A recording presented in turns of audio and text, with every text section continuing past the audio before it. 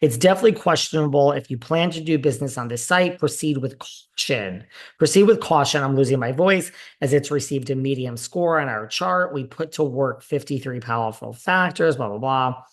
The scam detectors algorithm ranks this business the following, ranked 52.7% out of 100 of being legitimate. Well, 52% when you want my money ain't good enough. So this does kind of seem like a scam to me. What are you doing, Teresa? Are you doing this for Louis? Or are you just doing this because they paid you some fee? Or are you doing this for an affiliate marketing program? Well, that's what it is. And every person that signs up because of you, you get something. I don't know. What is going on? I don't want to talk about Teresa. Everyone thinks I have a bee in my bonnet for her, but I don't. But like, I don't know. This is just the weirdest MLM, Salt Lake, cult, Scientology, freaky thing I've ever seen from Teresa. I think it's weird.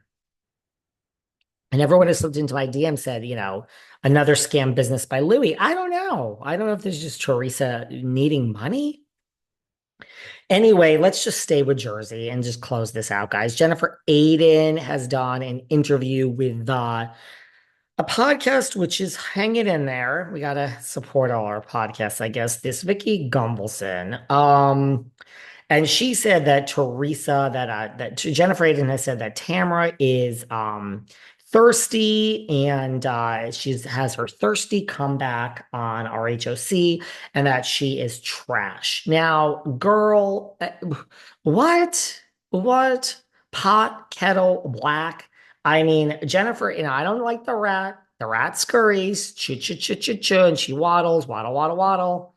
Sarah Fraser's more into making these rat noises than I am these days. We had our last live show. You can ask anything you want. Someone actually, I think they wasted, but their question was for me to just trash the rat and do the rat sound. I can't do it on demand. You can ask that this Tuesday, the 29th at 7 p.m. New York time, or you can ask a lot of other questions. But Jennifer Aydin saying that Tamra is thirsty is like the pot calling the kettle black. I'm sorry, Jennifer Aydin is very thirsty. I'm sorry. I'm not trying to be mean. I'm sorry. Now, here's the good news, Jennifer Aydin. You're not the only housewife that's thirsty, okay? You're not. But there's a lot of them. But Jennifer Aydin calling Tamra thirsty is a joke because you, Jennifer Aydin, are thirsty AF.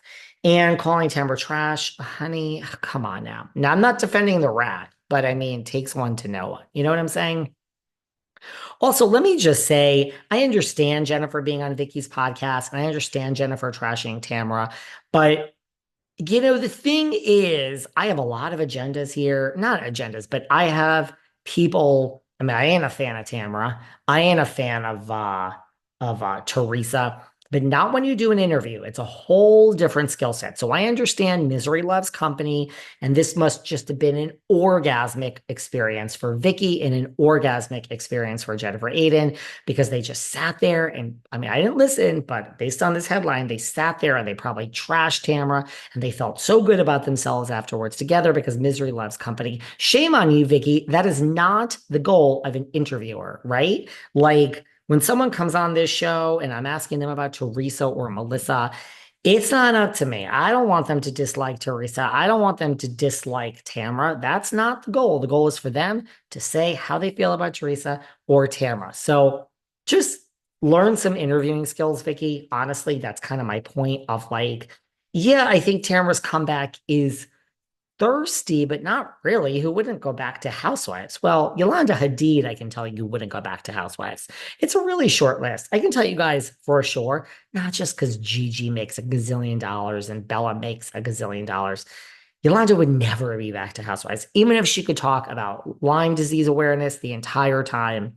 You can do a 1 hour PSA for that. She can come on this podcast and do that. She's never going back to Housewives, Yolanda Hadid. So there are people that would never go back. I don't think Tamara's return is actually that thirsty. It's just who doesn't want a paycheck, right? But come on, Jennifer. You mean to tell me you're not thirsty? I don't know.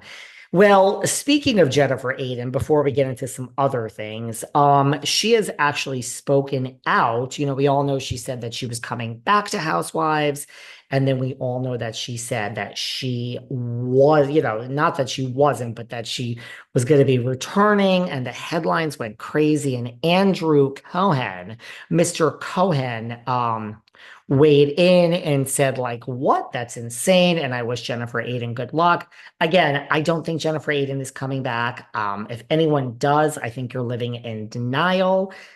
She's not, okay? So, but Andy said I wish her well, which doesn't really seem like she's coming back. I understand how you could read that two ways of like nothing's decided, but we wish her well. Regardless, Jennifer Aydin has spoken out after Andy has spoken now.